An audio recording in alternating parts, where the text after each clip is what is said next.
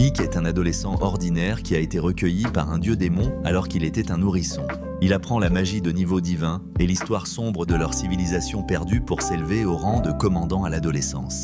Finalement, il décide de cacher son identité humaine et de conquérir le monde en tant que seigneur démon. Cependant, avant tout cela, tard dans la nuit, une fille suspecte et séduisante se faufile dans la bibliothèque pour chercher des documents concernant les membres de l'armée du seigneur démon. En ouvrant les registres, elle trouve un cochon avec le nom d'Ike, le petit-fils du grand mage Er qui sert directement sous le seigneur démon. Il était le petit-fils du grand maître magicien Rare. Quelque part sur la carte du monde, les humains et l'armée des démons étaient en guerre. Ils se sont battus et ont marché les uns vers les autres, frappant à la porte de la mort.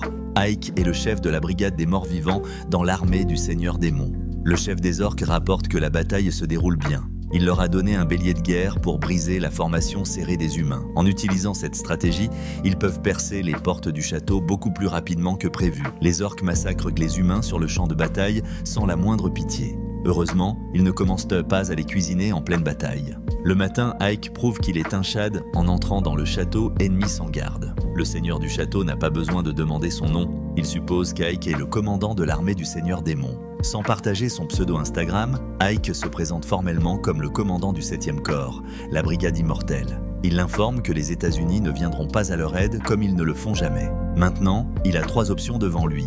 Premièrement, se rendre et céder leur territoire au seigneur démon sans plus de bain de sang. Deuxièmement, le seigneur peut profiter de sa femme une dernière fois et mourir de sa propre main comme un homme d'honneur.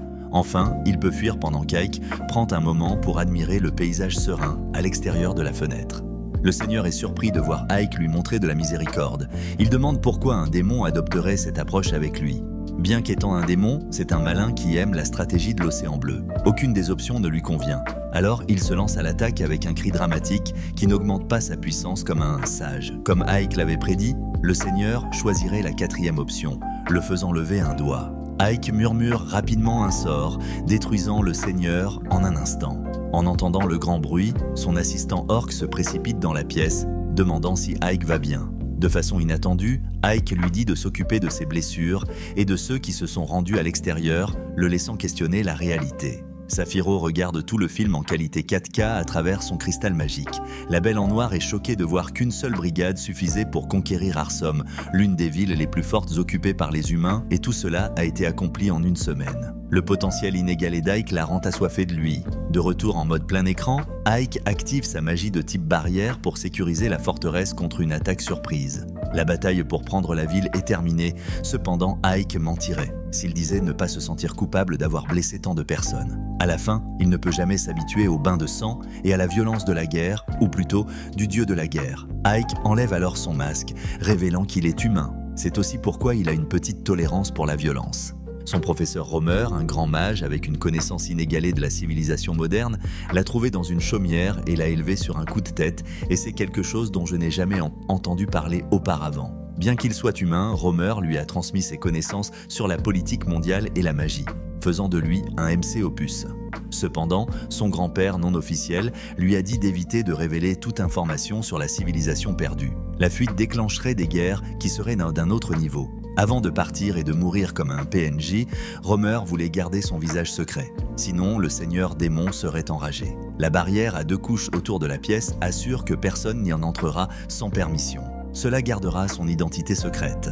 À son insu, une humaine s'est accordée sur tout le flashback puisqu'elle était déjà dans la pièce. Ike est plus choqué qu'elle de ne pas avoir pu sentir sa présence. Sadie pleure comme un bébé et le supplie de ne pas la tuer car ce serait un gaspillage de talent. Dans un état de peur, elle se cogne la tête sur la table, ce qui la fait s'évanouir. Pendant ce temps, Ike devrait être celui qui devrait pleurer toutes les larmes de son corps car son identité était magistralement dissimulée pendant 20 ans et ce PNG l'a découverte en un instant. Néanmoins, il continue à travailler, recevant un rapport de l'orque. Il complimente le commandant pour avoir pris le contrôle du château, mais il s'oppose à la décision d'Ike de laisser vivre tant d'humains. Ike lui dit de ne pas s'inquiéter car le nouveau seigneur démon se fiche d'eux qui tuent des humains, elle ne se soucie que des résultats, qui sont assez clairs jusqu'à présent. L'orque affirme que les autres chefs exigent qu'ils tuent tous les humains et brûlent leur ville. Ike lui dit de demander à ses déchets sans cervelle qui paiera les impôts si tout le monde disease si tout le monde meurt. Il rappelle au cochon qu'Arsom est une ville commerciale avec des retours d'impôts élevés. Si personne ne vit, alors leurs pères vont-ils payer les impôts? Soudain, un groupe d'humains demande à avoir un mot avec Ike.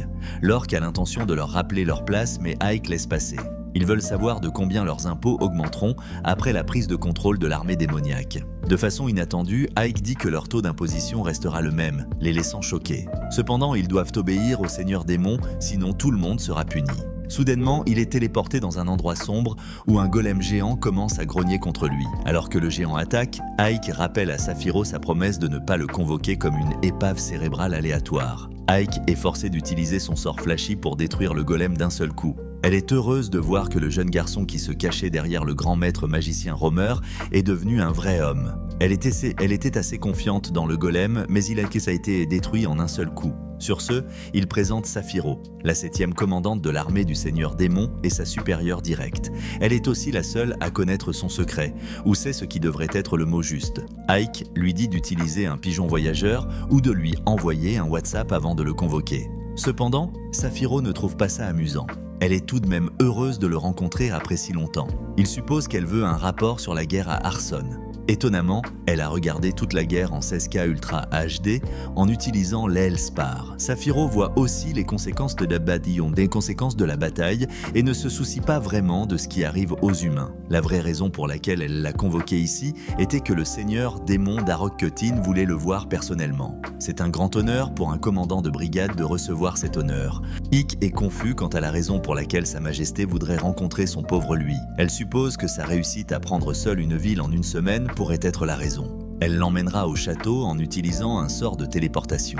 Ike touche son épaule, mais Saphiro pense qu'il profiterait de cette occasion pour toucher ses talents, ce que nous avons tous pensé aussi. Plus tard dans la soirée, Sadie se réveille de sa commotion et essaie de quitter la pièce. La barrière la repousse, l'empêchant de partir. Sadie trouve de la nourriture sur la table avec une lettre d'Ike lui disant de manger, de rester tranquille et de se branler. Bien qu'elle puisse lire, la nourriture est assez savoureuse pour la faire agir comme un chat sauvage. Pendant ce temps, après avoir été téléporté à l'extérieur du château, Ike se sent mal à cause du miasme autour du château. Saphiro n'est pas surprise par son incapacité à supporter le miasme puisqu'il est humain, contrairement à eux.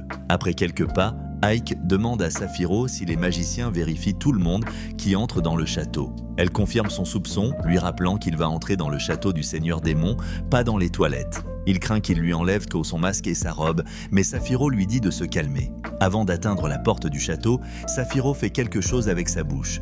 Le garde mesure l'aura magique d'Ike et n'attend rien de moins du petit-fils de Ramer. Surpris, Ike demande s'il connaît son grand-père. Le garde lui dit qu'il n'y a pas un démon vivant qui ne connaisse pas Rare. C'est le moment où la réputation de son grand-père le frappe. Soudain, Saphiro lui dit d'arrêter de rêvasser et de continuer à marcher. Après être entré dans le château, Ike révèle que le château du Seigneur Démon d'Oberbg est extrêmement grand pour démontrer la vaste influence et le pouvoir magique du roi. Naturellement, les longs couloirs sont aussi un symbole de statut, mais une marche aller-retour dans l'un d'eux vous donnera faim. Pendant leur marche, Ike continue de demander s'ils sont arrivés. Saphiro remarque son envie de son sort de vol. Pike peut exécuter le sort mais garder un contrôle parfait est difficile pour lui. Une éternité plus tard, ils atteignent enfin la chambre d'audience. Elle lui dit d'attendre dehors 1 minute, le faisant se sentir comme un PNJ. Pendant ce temps, Ike utilise ce temps pour donner un historique du Seigneur Démon. Il a renversé la situation contre l'humanité, donnant l'avantage aux démons en une seule bataille.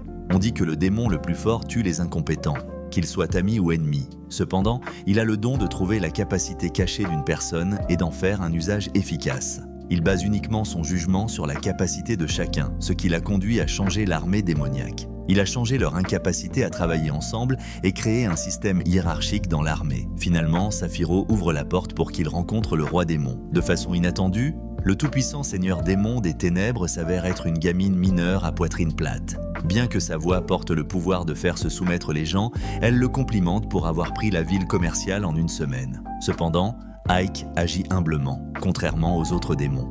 La gamine démon remarque cela et demande rhétoriquement s'il est un humain déguisé. Saphiro prend la relève pour lui, disant à Sa Majesté qu'Ike est le petit-fils de Ramer, aussi connu comme le gardien de l'enfer. Cela explique son humilité et sa décision de laisser vivre les habitants d'Aram. Elle croit qu'Ike doit avoir des pensées profondes comme son grand-père. À ce moment-là, il se demande si agir comme une forme sans merci aurait été mieux. Mais après un moment, son esprit revient de l'abîme et se remet droit. Il demande la permission à Sa Majesté de parler librement. Après l'avoir reçu, Ike affirme que les humains peuvent craindre la terreur, mais ils ne lui obéissent pas. L'histoire prouve que la productivité d'une ville augmente quand leurs dirigeants sont laissés en vie. Il devient clair quel choix est plus en faveur de l'armée du roi démon. Après lui avoir parlé pendant quelques minutes, il réalise que Sa Majesté est au courant de la civilisation perdue. Cela l'a aidé à changer les démons et à leur donner un avantage dans la guerre. La gamine démon s'approche de lui et affirme qu'il est différent des autres démons. Elle espère que la prochaine fois, Ike lui fera l'honneur de voir son visage. Avant de partir, elle lui dit de continuer à produire plus de résultats. Après, Saphiro dit à Ike que Sa Majesté l'a récompensé. Cependant, à ses yeux, c'est plus comme une punition. Elle l'a déplacé sur les lignes de front où la bataille était à son apogée. Ike visite la ville et la trouve en ruine. Il fait l'impensable en faisant travailler ensemble démons et humains sur les réparations. Le cochon jure de rester à ses côtés pour toujours car il croit qu'Ike deviendra le prochain seigneur démon. Cette histoire a du potentiel et le manga le sait certainement. Cependant, j'aimerais connaître votre opinion là-dessus ci-dessous. N'oubliez pas non plus de vous abonner, sinon le seigneur démon vous entra jusqu'à la tombe.